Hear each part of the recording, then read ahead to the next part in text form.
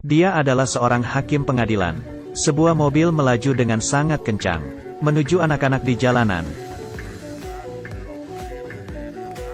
Tiba-tiba, sebuah peluru melesat, mengenai kursi pengemudi, sehingga pengemudi membanting setir. Pria ini menoleh. Sang hakim Kang Yo-han kembali beraksi. Ia membidik targetnya, bersiap untuk menembak.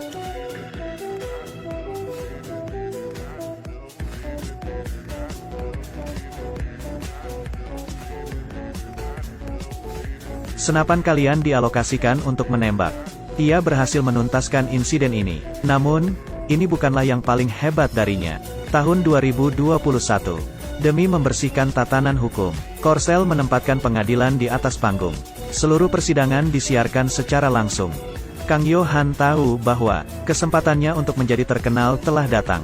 Ia memilih kasus yang tak seorang pun berani mengusiknya. Chaebol besar Ju Il-do digugat telah membuang limbah beracun ke sungai berpenduduk tanpa pemurnian. 11 penduduk desa meninggal akibat keracunan logam berat. 23 penduduk mengalami sakit serius. Tapi karena tidak ada hakim yang berani mengusik Chaebol, ia tidak dijerat hukum selama ini. Ini menimbulkan kemarahan publik. Hanya hakim ini yang tidak takut. Di persidangan, Chaebol mendatangkan seorang profesor untuk membuktikan bahwa kandungan logam berat dalam air sungai tidak tinggi, tidak akan mengakibatkan keracunan logam berat. Adanya kesaksian dari ahli. Jumlah suara yang menyatakan Chaebol bersalah turun dari 70% menjadi 54%. Di saat itu, bawahan hakim memberikan sebotol air kepada profesor. Tunggu sebentar, botol air itu, bukankah tertukar dengan sampel air sungai tadi? Petik 2. Air yang disebutnya tidak bermasalah. Ia malah enggan meminumnya. Sungguh konyol. Dengan begitu, kesaksian palsu ahli berhasil dibongkar oleh hakim. Namun Chaebol tidak menyerah begitu saja. Ia mendatangkan seorang saksi kunci. Kesaksiannya yang berisi, tidak ada masalah pada pemurnian air limbah. Dan keadaan berbalik lagi. Pria tiba-tiba mengubah kesaksian. Dari dulu, air limbah sudah mulai dibuang ke dalam sungai. Saya juga sudah melapor ke direktur. Dan kata direktur, orang-orang tua itu sudah hidup cukup lama. Hakim mencari kesempatan menekannya. Chaebol terdiam dan tidak bisa membantah. Pengacaranya yang sudah tak berdaya, mengeluarkan jurus terakhirnya. Di persidangan, hakim dengan lantang mengumumkan, terdakwa dihukum 235 tahun penjara. Tidak ada yang menyangka, jurus terakhir Chaebol adalah mengakui kelalaian yang mengakibatkan kematian. Hukuman terberat untuk kelalaian bisnis, hanya 5 tahun penjara. Jika ditambah dengan jaminan petinggi, penahanan Chaebol bahkan dapat ditangguhkan. Dan semua ini adalah langkah-langkah oleh hakim untuk memandu arah persidangan. Sang hakim pun tersenyum. Mulai membacakan putusan sidang, sang hakim pembantu Kim Go-on menutup matanya. Dia tahu, semua ini adalah jebakan sang hakim. Tidak segampang itu. Ada sebuah klausa yang dapat menggabungkan pidana sesuai dengan jumlah korban. Foto-foto para korban satu persatu ditampilkan di atas layar. Ketika hakim membacakan hasil persidangan, semua orang bersorak gembira. Dengan begitu, sang hakim menjadi terkenal, dihormati oleh orang-orang sebagai pahlawan. Namun pria yang tampaknya sempurna ini, di mata teman sekelasnya, dia adalah seorang iblis sejak kecil. Yo-han yang baru pindah sekolah, sangat pendiam. Selain teman sebangkunya Sae-in, teman sekelasnya selalu mengabaikannya. Namun kehidupannya berjalan cukup lancar. Hingga kemunculan seekor burung, ia baru benar-benar diasingkan oleh temannya. Mulai hari itu, teman sekelasnya mulai menjahili Yo-han. Hal ini pun terulang-ulang. Ini benar-benar membuatnya kesal. Suatu hari barang-barang mulai berhilangan di dalam kelas, dan yang dicurigai oleh anak kaya ini, teman sebangkunya yang miskin. Di mana mainanku? Petik 2. Sini saya lihat tasmu. Lepaskan. Petik 2. Kusuruh kamu lepaskan. Petik 2. Kelompok ini yang tampaknya akur, pun berantam dalam seketika. Hanya Yo-han yang tersenyum dengan puas. Pembalasan terbaik adalah membiarkan musuhnya saling menghancurkan.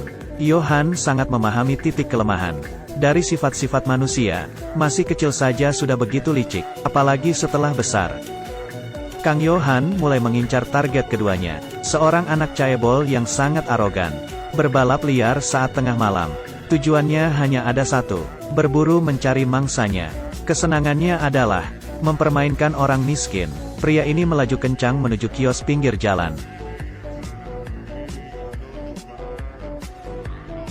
Dasar pengemis. Lalu ia pergi begitu saja. Di persimpangan jalan, ia menakuti seorang kakek hingga terjatuh. Ia berpura-pura minta maaf. Setelah itu, ia tersenyum dengan puas. Ia tidak menyangka bahwa dirinya kini telah dimangsa oleh seseorang. Malam esoknya, pria ini berkeliaran seperti biasa, mengabaikan lalu lintas, melaju sepanjang jalan. Akibatnya di persimpangan, ia hampir menabrak seorang ibu dan anak.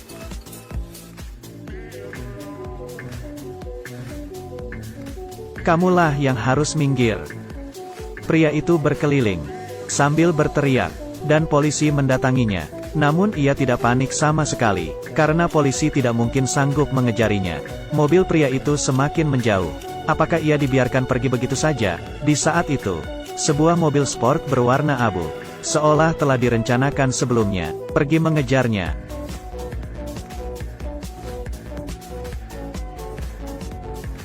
Mobil ini tampak memprovokasi, tidak menyalip, hanya terus mengedipkan lampu dim di belakang. Ini membuat pria jengkel. "Dasar gila." Kemudian, kedua mobil itu berjalan beriringan. Di saat itulah baru terlihat pengemudi mobil itu. Ternyata adalah hakim terkenal Kang Yohan. Pertama kalinya, pria ini ketemu orang yang lebih gila darinya. Dia pun mulai panik. Sang hakim pun tidak ingin bermain lagi.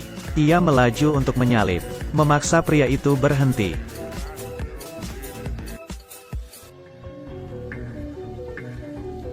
Kemudian dengan santai, ia mengeluarkan palu besar dari bagasi mobil, perlahan menghampirinya.